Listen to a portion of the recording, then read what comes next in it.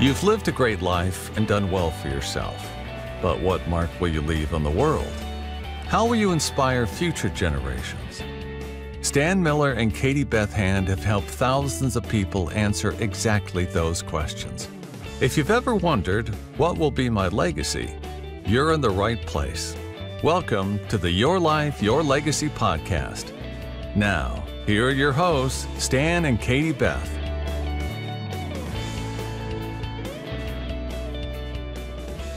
Welcome everybody back to the show. We are so excited to have you back with us.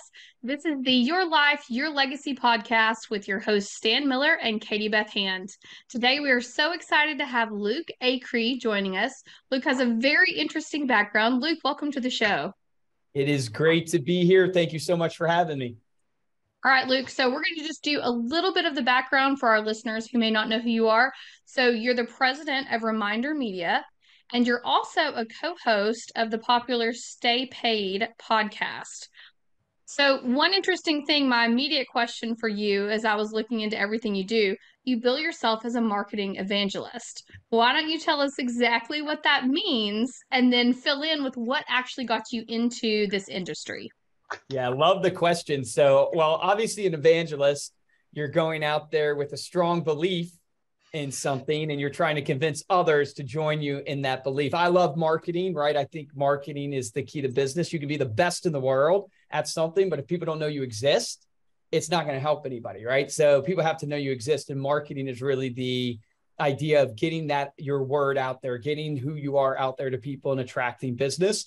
How I got into it is kind of a wild story in a way. I grew up in a family of 8 kids.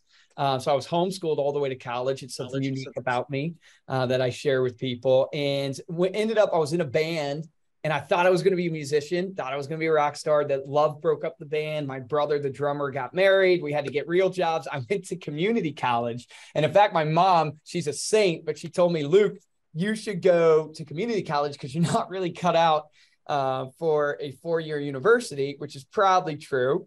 But in community college, I got a computer certificate and realized I liked computers and transferred to a 4-year university to do computer science. And I started a business called Nextmark Design, which was a digital kind of marketing, website design, graphic design. I did that with my brother, Dan. And my uncle at the time had started a print company called ReminderMedia, and he was doing his thing as an entrepreneur. And because I was in business, he was in business.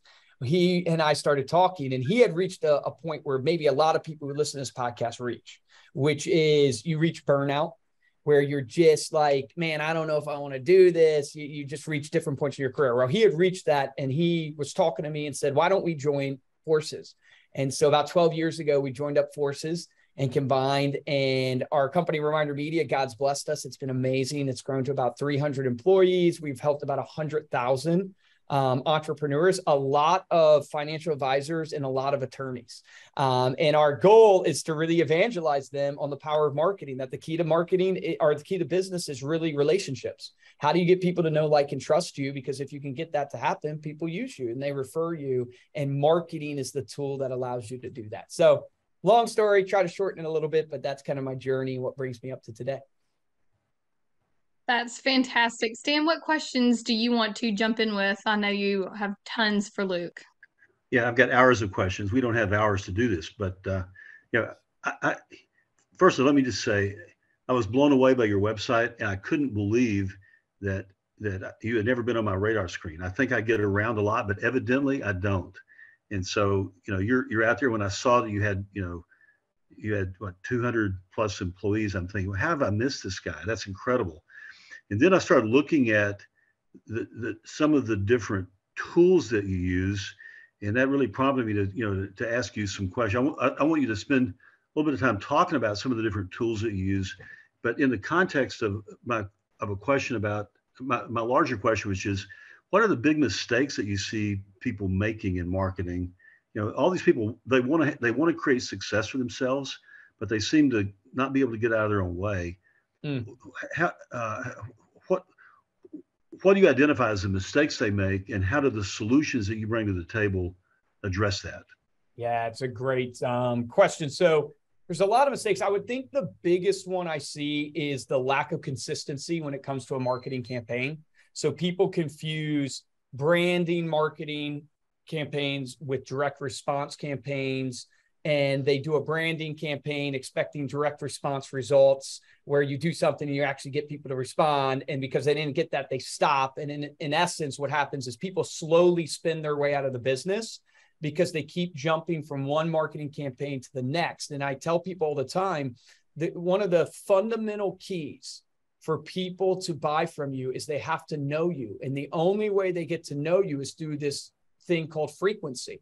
See, frequency, the more frequent you're in front of people, the more familiar they become with you. Like that's what happens in psychology. So if people are hearing about Luke Acree for the first time right now on this podcast, I haven't been frequent enough with you. So you're not familiar with me. So your comfort with me is probably really low.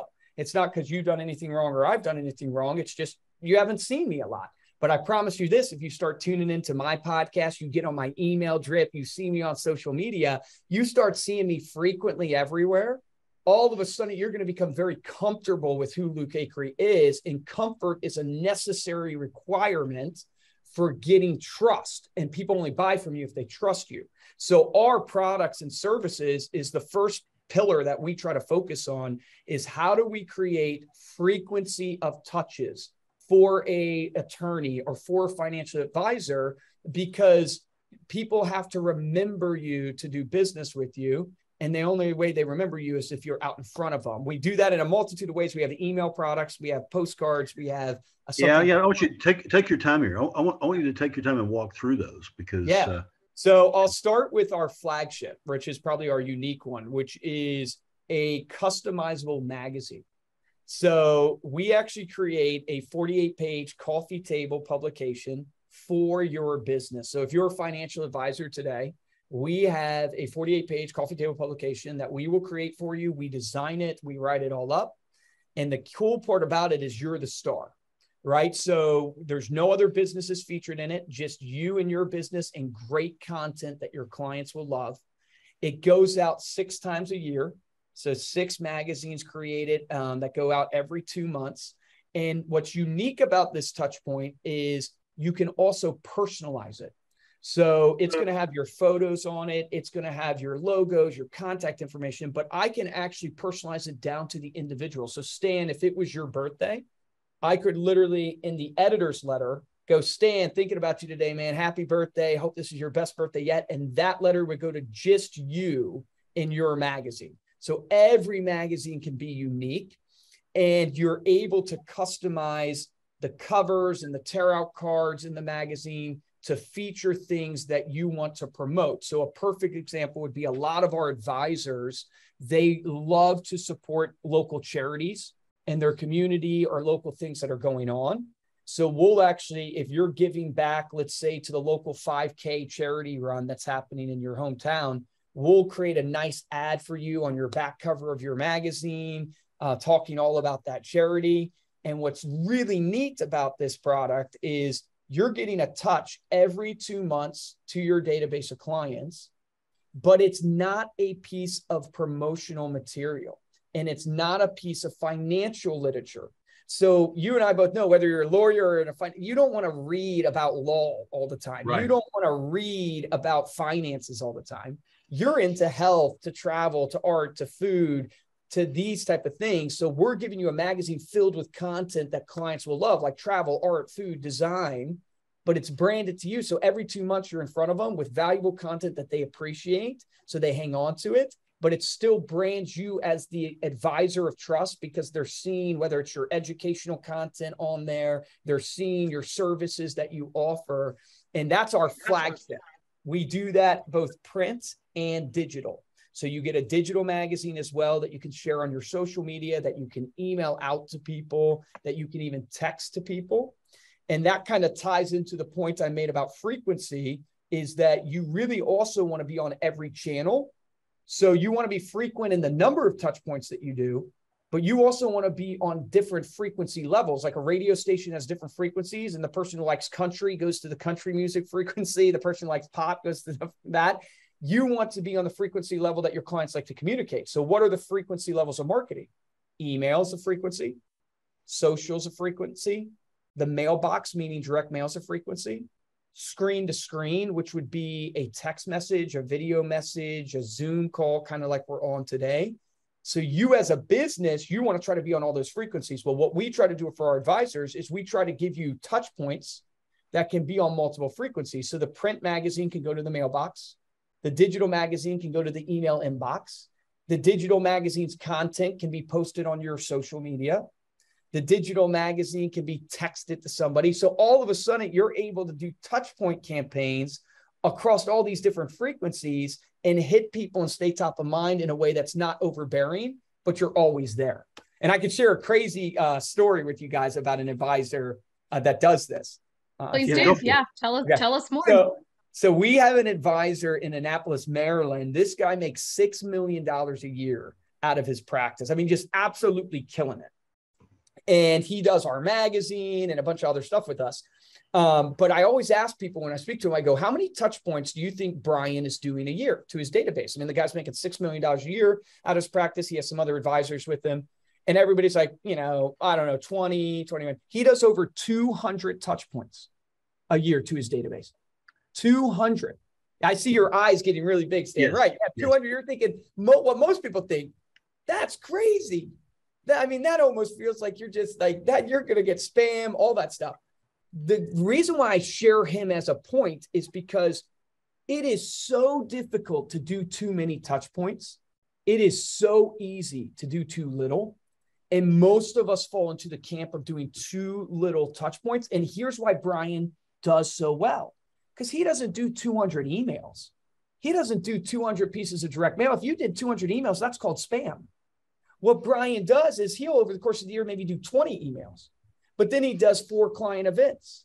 Then he does some text messages, some phone calls, some birthday cards, some spring cards, our magazines. He does all these different touch points on different frequencies, meaning different mediums of communication. So you always feel like Brian's in front of you, but you never feel like Brian's overbearing.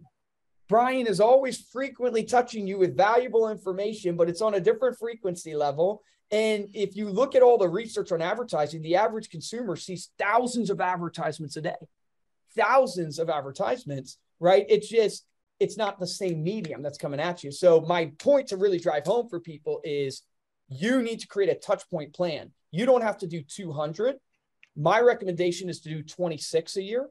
So every 2 weeks, you're in front of people, and to do it in multiple different frequencies. So we'll do 6 magazines for you a year, but we also have a campaign where we'll do 12 emails for you, where you get 12 emails going out. And then we also have a campaign where you can add on 6 postcards to go in between your magazines that are going. And then you get social media content with us that's branded to you that you can share across your social. So I know that's a ton of info. So I'm going to turn it back over to you, Stan. Hopefully I gave you enough detail. Yeah, that's a lot of info. So tell me, how does the relationship work between you guys, your firm, and your client? How much of this does the client create? How involved is the client in creating content? How much do you guys do? What does that relationship look like? Yeah. So our normal client, the way it will work is you'll sign up for our program. We do have a setup fee. It's normally around $300, and we'll set you up and you get a marketing coach, and you're going to get access to our portal and interface. In that interface, you'll be able to upload to us your photos that you want to use on your products. You'll be able to upload your client list of who you want to send to, or your prospect list. From there, if you're a creative type and you want to be involved with the designing of some of your ads on the magazine or designing of some of your campaigns, you can be in with your marketing coach. But 99% of our clients don't want to have anything to do with that. They want us to take care of it. So we'll do the rest. We set up your magazine for you. We'll set up the email campaigns for you. And then what's great about our system is it goes on autopilot. Every 2 months, it's going to auto refresh with new creative, new collateral for you. So all of a sudden you have a 26 plus touch point plan going out for you. And what you have to do, your part is look at your analytics of who's opening up your emails, know your deadline delivery date, so you know when to do your follow-up phone calls. Because part of our touch point that we always do with our clients is we say you need to be calling your clients that you sent the magazine to, that you sent this collateral to, because it's your reason to call and have a touch point with them. But our normal client will spend about 20 to 30 minutes with us in setup, and then the rest is pretty much them doing the proactive outreach. Amazing. Who's your audience? I mean, you have a couple hundred employees, so I'm guessing that your clients run the gamut. But do you have a sweet spot? So our top 3 industries are financial advising. So we work with a ton of the major firms out there, thousands of financial advisors. And so we know compliance well. So if you're thinking to yourself, how do we work with compliance? We know compliance well. In fact, I was just at a Ameriprise corporate talking about compliance. So we work with compliance a lot, and we take care of that process. Insurance is second, and it's very close to financial advising. And then we have real estate as third. Those are our top 3 industries. From there, we work in about 140 other different industries. So attorneys, mortgage professionals, interior designers, even car dealerships, accountants, kind of runs the gamut, like you said. Yeah, amazing. I still can't believe I've not heard of your firm. It's incredible. Where are you guys in the world? We are in Philadelphia, but we work all over the U.S. So we have clients in every state. Yep. Cool. You know what that means? And I'm not doing enough advertising. I'm not doing enough marketing. That's why you're not doing enough marketing for yourself. You're definitely doing enough marketing for all of your clients, just not enough for yourself. Shame on me, right? No. No. So one question that I have for you is we've covered you being a marketing evangelist, which I most certainly have a better depiction of what that looks like. I love that term.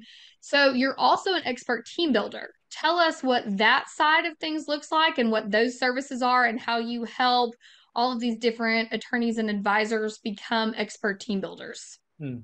So that's mainly done through our thought leadership. And years ago, it's about 5 years ago, I realized, man, we have these great products and we're signing people up. But a lot of times, like, you can give people a hammer, but if they don't have the blueprint to how to actually use it and build the house, then they kind of fail. And I realized we weren't giving enough resources to our clients, even for free, and our prospects, of how to not only use our marketing, but how to build a business, how to run a team. And that's when we got into creating our podcast. We have a blog that we do. And we also have, for all of our clients, something special, which is called our resource library, where Josh and I do webinars. Josh is my CMO. We do webinars on everything under the sun that you can think of. And we bring in some of the brightest minds that we get to talk to and pick their brain. And they'll do coaching webinars that you get access to, where you get resources from us, like printables, things like how to do a budget, things like, your first 90 days in business, what you should be looking at. So you get a whole resource library there. When it comes to team building specifically, we have podcasts that we've talked about hiring, and we've talked about performance management, and we've talked about radical candor and how you have conversations. I would share with people, over my years of being a business owner and building a team, I really boiled down to like the 4 pillars of leadership. So I had 17 people quit on me in my company over a course of 2 weeks. And what happened to me was, sometimes when it rains, it pours. And we had opened up an office in an area close to us. It wasn't doing great. We had had it open for about a year. And so I was having to shut that down. So I shut that office down, moved everybody back to corporate. And I realized, as a company, we weren't growing, right? We were doing okay, but we weren't growing at the rate we needed to. And you guys know, if you're not growing, you're dying. And I was faced with the choice that a lot of people are faced with. You go, man, I'm doing okay, but I know I can be doing better than I am. But if I go in here and shake it up, people aren't going to be happy because they're okay with the status quo, but I'm not okay with the status quo. And I had to make the decision, am I okay? Do I believe in the vision enough that I'm willing to go in there and shake it up? And I decided to shake it up, and 17 people left in 2 weeks because they didn't like the change. And what it taught me was, my failure taught me this, because I would never encourage people to lose 17 people, and I would never want to go through it again. It was a failure in my leadership, but I really call it the 4 pillars of leadership. I think as a great leader, you have to set a huge vision. Have to. And people have heard about setting a vision before, but you have to set a vision, and you have to, your vision, and I learned this from Ed Milet, your vision has to be big enough so your team members can fulfill the vision of their life with inside your vision. And where I had failed is I had not held true to my vision enough, and I had allowed a status quo to take place where these people didn't feel that they could fulfill the vision of their life with inside my vision. And because we were misaligned and I went back to my vision, they left. So you have to have an unbelievable vision and be evangelical about it. But number 2 pillar is you have to inspire people to that vision every single day. And inspiration is not putting your vision down on paper. It's not putting your logo and stuff on a wall. It's living and breathing and reverberating it in everything you do. In every staff meeting, you're mentioning it. How you discipline people. It's built into how you discipline people on the vision. It's built into how you reward people. If you reverberate and inspire people to that vision every single day, then people are reminded of it, and it's a common goal, and it aligns people together. The 3rd pillar is, you guys probably know it as servant leadership, but I call it like you have to walk with people in the vision. You have to set the vision, you have to inspire to the vision, but you have to walk with people in the vision. And the greatest leaders are not the ones being pulled on the sled. The greatest leaders are out front pulling the sled.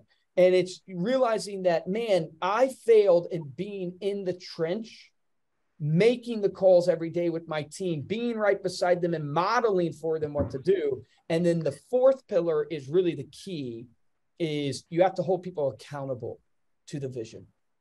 And accountability is a hard thing because nobody really wants to be held accountable. But if you are willing to believe in the vision enough, then you should never lower the standards, because whatever standards you put, that's going to be the bar, and people are going to raise to the bar. And I just realized, man, that was my failure. I didn't set a big enough vision. I didn't inspire people to it every day. I didn't walk with them in the vision, and I didn't hold them accountable to the vision. And when I made that shift, would I want to go through that failure again? No, but I'm so glad I did. It was worth every second. And to get rid of the 17 people or lose the 17 people, because where we're at today, we started growing again. We started thriving. It was an amazing thing to walk through. So Luke, pretend for a minute that I'm a new employee. I just got hired. Share the vision with me. Yeah, great. So our vision is to empower entrepreneurs to live a life of freedom. Our vision is to empower entrepreneurs every single day to live a life of freedom. How we do it tactically is through our mission. Our mission, what we wake up and come into the business stand and do every single day, is we help them close more deals and retain more business. Why is that so important? Here's why. Because if we can help Katie, the entrepreneur, close more deals and retain more business, guess what she gets? She gets a commission check in her bank account. She gets an invoice paid, and that commission check in her bank account, guess what it does? It helps her send her kids to the schools they want to go to. It helps her go on the vacations she wants to do. It helps her hire the staff that she needs so she can do more of the things she loves versus the same things she doesn't like. So Stan, I know you're coming in and you're going to be a great accountant for us, but you're not an accountant. What you truly do when you go home tonight and you talk to your mom, you talk to your dad, you talk to your brother or sister, when they ask you what you do, I don't want you to say you're an accountant. I want you to say, hey, I empower people to live a life of freedom. That's what I do. And that's totally a different way of thinking about it, because most people think about their job as a technical 9 to 5. I'm a sales caller. I'm an accountant. I'm a software engineer. That's your technical tool. That's on your tool belt. No. What you do every single day is you empower entrepreneurs to live a life of freedom. How you contribute to that is you do accounting, or how you contribute to that is you do software engineering. But what you're doing, and most people don't think that way, Stan. Most people go, oh yeah, I'm an accountant at ReminderMedia. No. I empower entrepreneurs to live a life of freedom. And so that's a little bit of what I would share. Yeah, so that's really awesome. And it leads me to another really big question. And I know you're only 30 years old or something now, right? So you're 34, maybe, yeah. So maybe too young to have thought too hard about this, but I bet you have thought about this. When you're looking back, years, decades from now, over your life and your legacy, what is that? What is that legacy? I was told one time to do the exercise writing your obituary, like what you would want people to say. So it's similar to that. The main thing I want to hear is, well done, good and faithful servant. I'm a believer in Jesus and a follower of Christ. And I hope, my legacy is that I've impacted people to see that true meaning and true life comes from Christ. Not to get over, spiritual here on the podcast, but that would be the true legacy. that I would want people to know about me. That, man, Luke was a follower of Christ. And then from there, I would want them to say, and he loved his wife and his beautiful daughter, and hopefully the more kids that God gives me, tremendously. And he was a great family man and great husband, great father. And then I would want them to say, and he was an incredible businessman. He was an incredible mentor and leader of people. And, you know, the vision for my company of empowering entrepreneurs to live a life of freedom comes from the vision for my own life. Is I want people to say about me, Luke empowered people to live a life of freedom. True freedom comes through Christ, but also true freedom in being the best version of yourself, living life to the fullest, loving your family as much as you can. Like, that's what I want them to think and say about me in the legacy, I hope. Well, Luke, I know you know this already, but you know, when you are instrumental in empowering people to live a life of freedom, the impact they can have on the lives of other people is exponentially greater too. And so I hope you see, I'm sure you do see the leverage in the power of what you do. Well said. No, I love that. That's so true. Okay, I have one more question for you, Luke, before we wrap up. So you have your own podcast, Stay Paid. So just give us, for our listeners who've not gotten a chance to ever listen to Stay Paid or may not have heard about it, give us just a 30-second overview of what our listeners need to know about Stay Paid and why they should listen. Love it. So Stay Paid is a sales and marketing podcast to help you build the best scalable and repeatable systems in your business to drive sales. And we interview some of the brightest and best in the industry, so both coaches and actual practitioners. So we'll have top financial advisors on the podcast. We'll even have attorneys on the podcast, but a bunch of different entrepreneurs. The main reason I would say you should listen is a lot of podcasts give you all the principles, but they don't give you necessarily tangible things you can implement right away. We try to, out of every podcast, we close it out by giving you an action item, something that you can actually take and implement it in your business. And if you did that for all of our podcasts, you would implement 52 action items, bare minimum a year, but probably more like 104 because we release 2 episodes a week. And so that's really the core to our podcast is we want to give you the principles, but we want to give you an action item that you can actually take away and implement that day or that week. That's fantastic. Is there anything we didn't cover? I know we covered a lot in the last 30 minutes. We're trying to squeeze everything in here. Is there anything we didn't talk about that you want to mention to our listeners? No, you guys have been fantastic. I've really enjoyed it. It's been a privilege to be on. Obviously, would love for people to check out not only our podcast, but our company, ReminderMedia. If we can help you with marketing, would love that opportunity. If you just need help, but you don't want to use our products, that's fine too. You can find me on Instagram. I love chatting with people and helping them with their marketing campaigns. It's at Luke Acree. So it's Luke and then Acree. And you can find me usually on Instagram or Facebook, LinkedIn, that way. That's perfect. And for all of our listeners, we will also include all of Luke's information and the contact information for Reminder Media in the show notes as well. This has been the Your Life, Your Legacy podcast with your hosts, Stan Miller and Katie Beth Hand. And our guest today was Luke Acree with Reminder Media. Luke, thank you so much. It was such a pleasure. It was great to meet you. Thank you guys so much. It was a privilege. Thanks for listening to the Your Life, Your Legacy podcast with Stan Miller and Katie Beth Hand. If you enjoyed the show, please rate, review, and subscribe on Apple Podcasts, Spotify, or wherever you get your podcasts. To find out more about Stan and Katie Beth, go to pinnaclelegacylaw.com. You can also find links in the show notes.